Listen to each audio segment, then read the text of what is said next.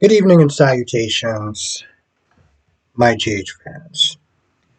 Okay, so Curtis is trying to reach Drew, getting frustrated, and eventually when Jordan gets there, he vents to Jordan about how he feels that Drew is going to double cross him. Now, it's weird that he actually says the word double cross because when you get to Michael's side of this, Michael and Drew's side of this episode, there's just things where it's like, I don't know if I would really call that a double cross.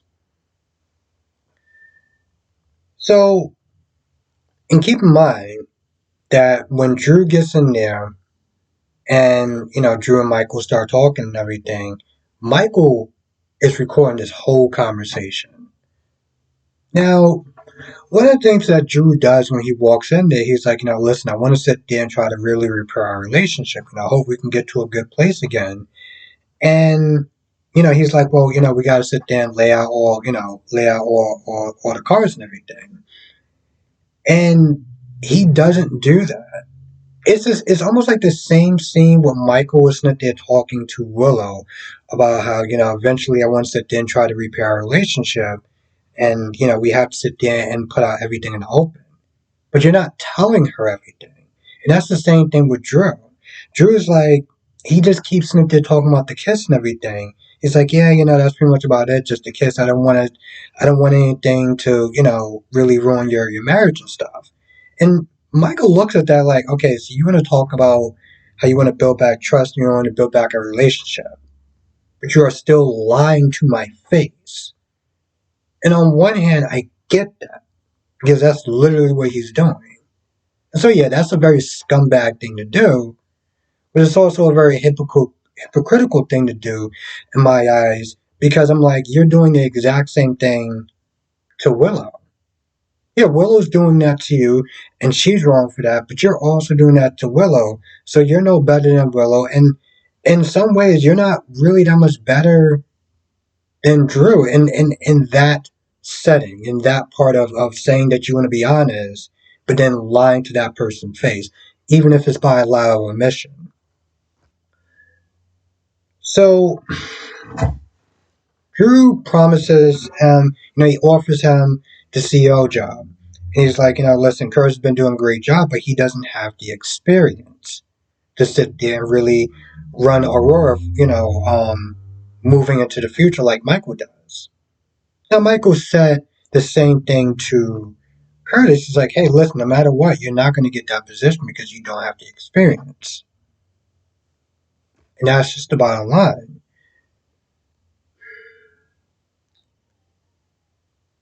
Now, it was so long ago, I kind of wonder, was Curtis Smith there just assuming that he was going to get that position, that full-time position, permanent position, um, and Drew didn't say anything?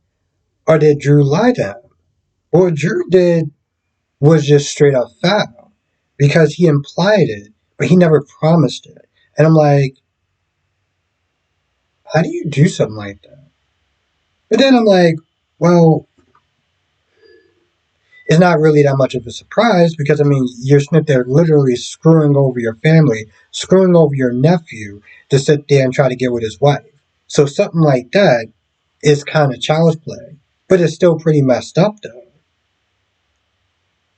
He does sit there and say at the end of the day, listen, this is my company. I'm going to choose to run it how I see fit. You're a family, so you're always going to be first in line. I'm always going to take care of you. And that part really shouldn't be too much of a surprise to Curtis. But the whole implying it but not promising it, yeah, that's some shady shit right there. And so on that level, I could understand where Curtis is coming from on one end. But on the other end, I'm like,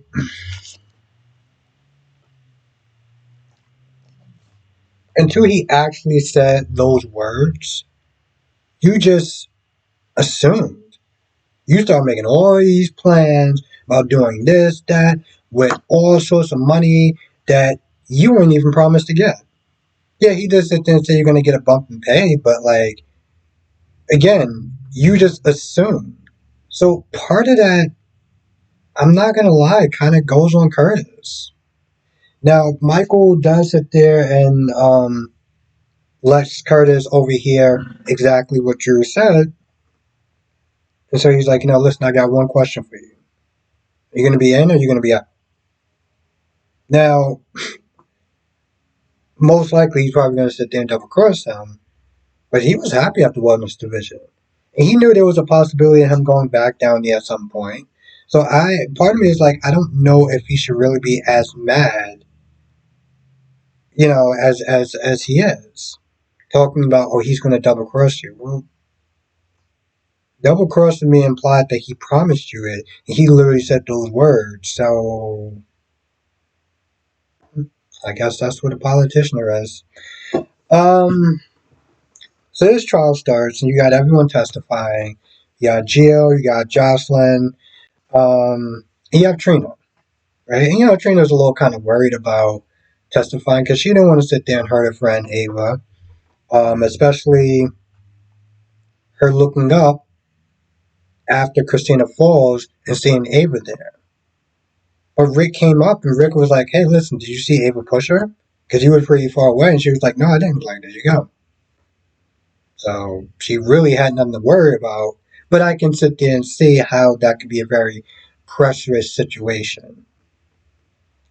Now the whole time before that, you got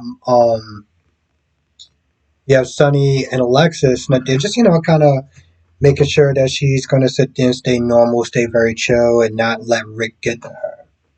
So she's called up, and this is the part where I'm just like, this seemed more like filler to try to patent an episode than it was about any sort of importancy or relevancy.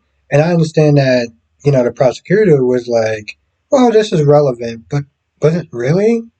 I mean, she went into this whole thing about the process of why she why she's getting pregnant in the first place and the reasons for she was doing it. And then she goes into her experience of being pregnant and stuff like that. And Rick is like, whoa, whoa, whoa, whoa, whoa, whoa, whoa, whoa, whoa. Listen, how about we just actually get to the point because we'll be here all day. And here's the thing. I understand it's a soap opera. So you got to kind of sit down and let new people in on what's going on. I get that. But this really was not necessary. But she finally gets to the reason why she was there. She's like, well, why was you there? And he was like, and Christina was like, well, I was there to sit there and tell Ava that I don't want to sit there and testify against my father, break up a happy family, da da da. Pretty much she sat there and stated her reasons of why she went there. And then she says towards the end, Ava pushed me. And then talk about the loss of the baby. And I don't want to sit there and say her baby because in my mind, I'm still sitting there going back to that original, you're going to give that baby to Molly. But then Rick comes up and he just asks one simple question. Why are you lying? Why are you lying about that?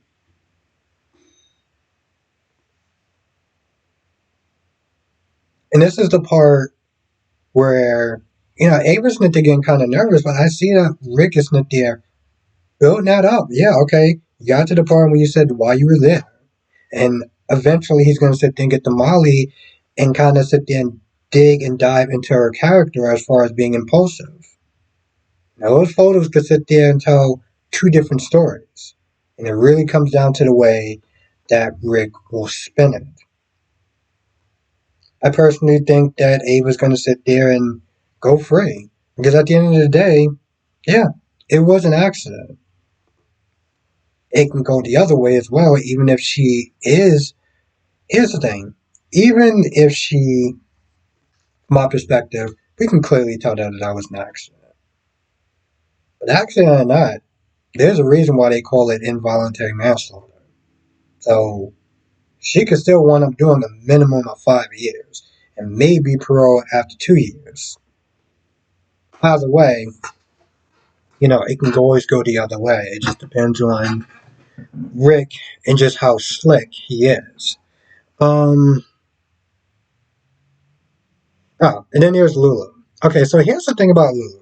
Lulu is pretending that she's sleeping. She's overhearing Cyrus talk about how they want to, he wants to move her to South Carolina. Now, the thing about this is that, in a sense, you get the feeling like she's running away from the boogeyman. She's been in a coma for over a decade. Okay, so she remembers the drug kingpin, guy who was just murking people and everything like that. Okay, that's the person that she remembers. She doesn't remember this. I guess you want to sit there and say reborn version of Cyrus. Um, so eventually, she does get out the bed, pulls the fire along, grabs some clothes, and heads on out. Now she's still weak, and so she looked like she's about nearly ready to pass out. She flags down the car. She's hitchhiking.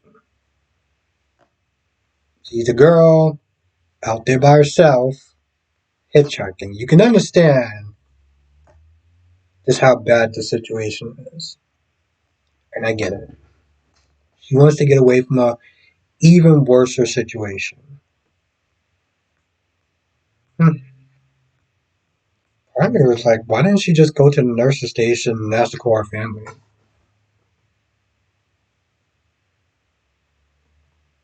I don't know. Maybe, just maybe, that some people don't remember numbers. They don't remember phone numbers. Of course, she could have sat there and asked, but whatever. Um, she forgot her phone. You can't remember anyone's phone number and everything. Um, I feel like that's about it. Hold on, let me check something. Alright, I feel like that's pretty much about it. I can't think of anything else that wound up happening, but if I missed anything, you know what to do. Come to the live stream tonight, 8 p.m. Eastern, 5 p.m. Pacific. We'll sit there and talk about all the shows, General Hospital, Days of Our Lives, Bold and Beautiful and Young and Restless. Let me know in the comment section if you liked it, if you didn't like it, and what about Drew? Do you think that this will be considered a betrayal, a double cross? I can't believe he actually said it was a double cross. Or do you just sit there and think that you think it was shady, or do you just simply sit there and think it was a bad way of miscommunicating? Of, just being a miscommunication? And I feel like that's what it was. The sad thing is that he knew that. So maybe, I don't know. If somebody who's supposed to sit there and be your friend, to sit there and imply something but never promise it, just like, what's the point of that? Why can't you just be honest and be like, hey, listen, I don't know if I have plans for you to sit there and be permanent, but I need somebody to sit there and do this for right now. Could you do this for me?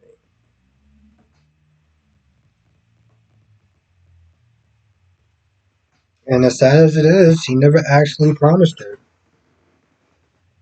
You assume. Don't assume.